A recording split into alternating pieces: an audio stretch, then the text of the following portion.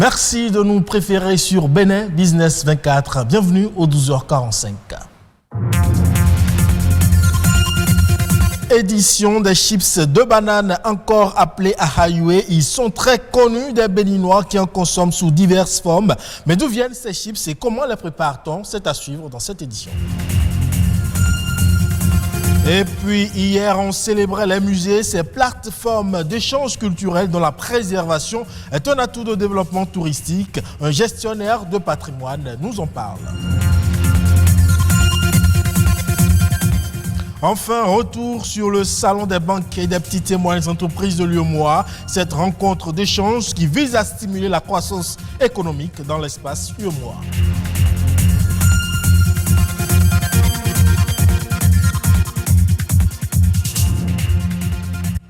Bienvenue à vous si vous nous rejoignez. Sur la liste des mets très appréciés des Béninois, il y a les chips de banane, communément appelés le ahayoué.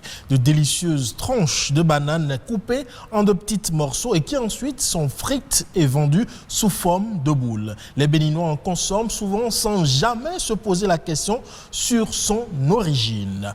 Origine et préparation du ahayoué, c'est dans ce reportage.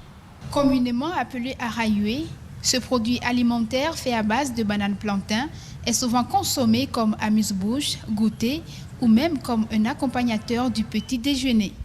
Il est si ancré dans les habitudes qu'on oublie son origine. Le ahayoué traditionnellement commençait sur la côte à la latitude de Anéro où nos grands-mamans, pour gérer le stock des avaries, faisaient le ahayoué. Et puis, tout de suite, d'autres contrées, quand vous allez au Ghana, en Côte d'Ivoire, le ahayoué existe. Eux, ils font du talé-talé, c'est du ahayoué, tout ça là. C'est toujours pour gérer le stock d'avaries. Il y en a même qui disent claco. Croustillant ou mou, les goûts diffèrent d'un client à un autre et pour différentes raisons. Le ahayoué que je préfère, c'est le croustillant. Et j'exerce une activité qui m'amène à sauter souvent les repas. Et avec le ahayoué, j'arrive à tenir toute la journée. Le croustillant marche beaucoup plus, parce que le croustillant s'amuse beaucoup plus. Ahayoué, on oublie normalement. Tu vois, n'est-ce bolé, n'est-ce délé, n'est-ce yamilé, et pourtant, certains clients émettent des réserves quant à sa consommation. Ils soupçonnent un mélange de la papaye et de la banane plantain lors de la préparation. Un avis récusé par les producteurs. Il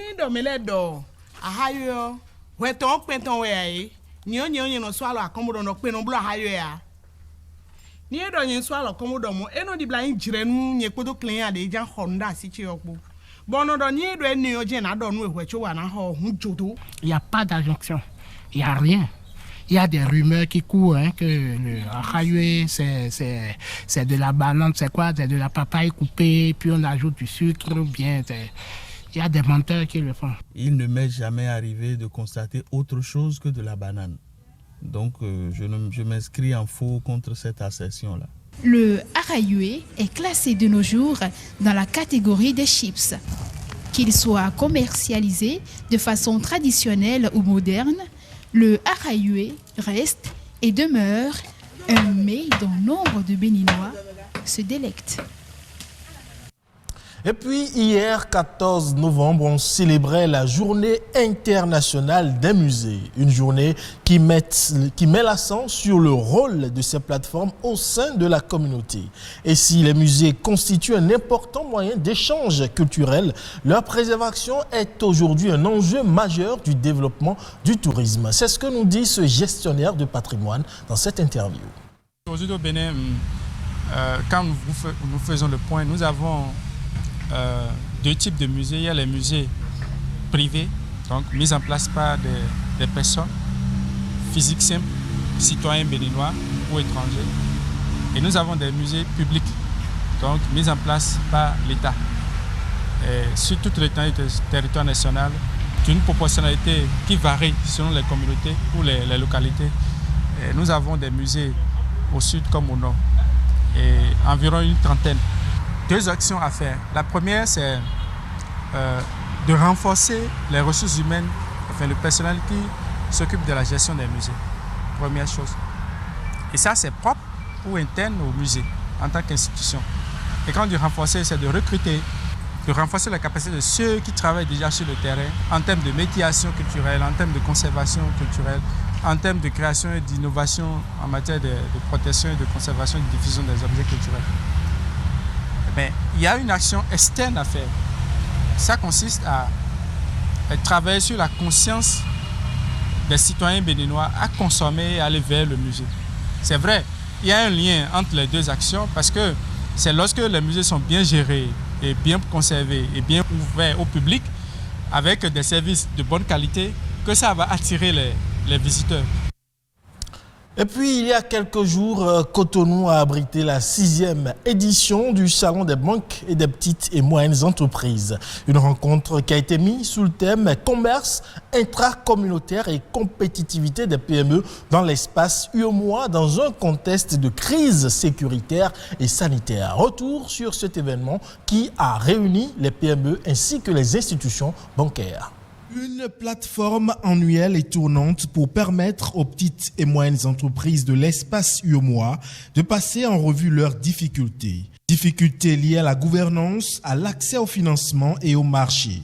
Ici, c'est le salon d'affaires des banques et des petites et moyennes entreprises de l'UEMOA. Le salon des banques et PME de l'UEMOA est dédié entièrement aux PME de l'espace UEMOA qui voudraient se questionner elles-mêmes sur leur bonne gouvernance, sur les astuces pour développer les activités.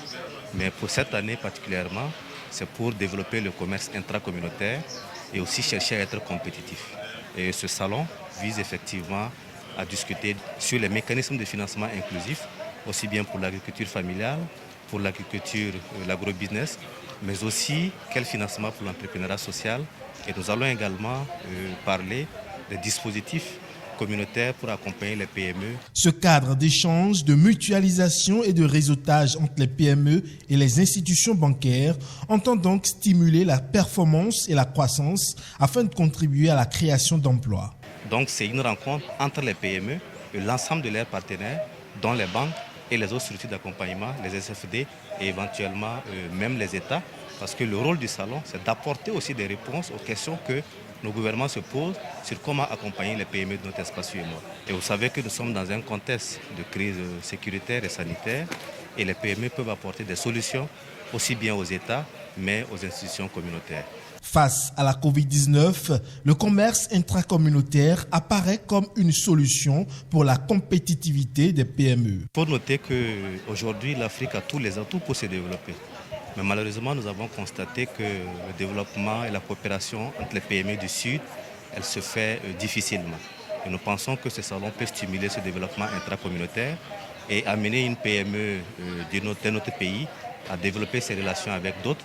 Et surtout que nous savons que le numérique permet aujourd'hui de travailler à distance.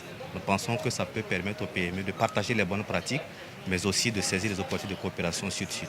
Ainsi, pour garantir leur compétitivité, les banques et les PME sont appelées à intensifier les échanges sur des projets innovants, gage de la croissance économique au sein de l'espace UEMOA. Direction à présent le Kenya où les lacs de la vallée du Rift sont à leur niveau le plus haut depuis 1932. Cette montée des eaux devrait encore s'amplifier avec le début de la saison des pluies, mais c'est déjà une catastrophe humanitaire et économique. C'est ce que nous disent nos confrères de France 24.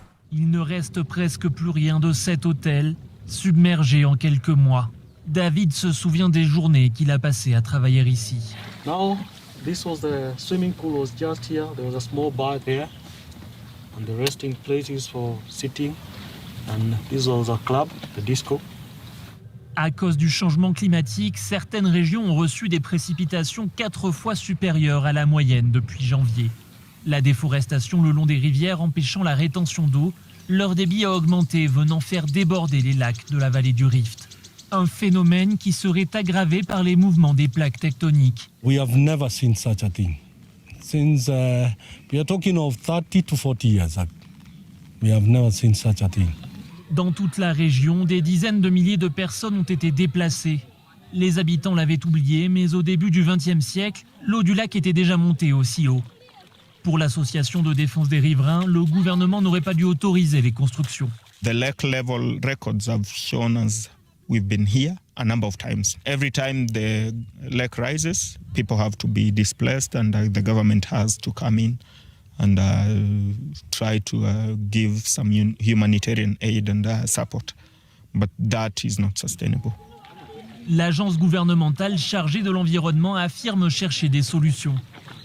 Elle explique qu'une ancienne loi, très imprécise, va bientôt être remplacée.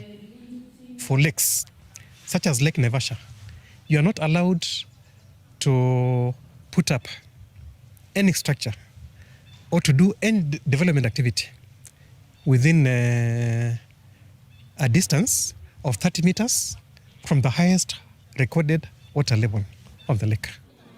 Alors que certains riverains attendent toujours d'être relogés par le gouvernement, la saison des pluies commence et beaucoup s'inquiètent d'une nouvelle hausse du niveau du lac.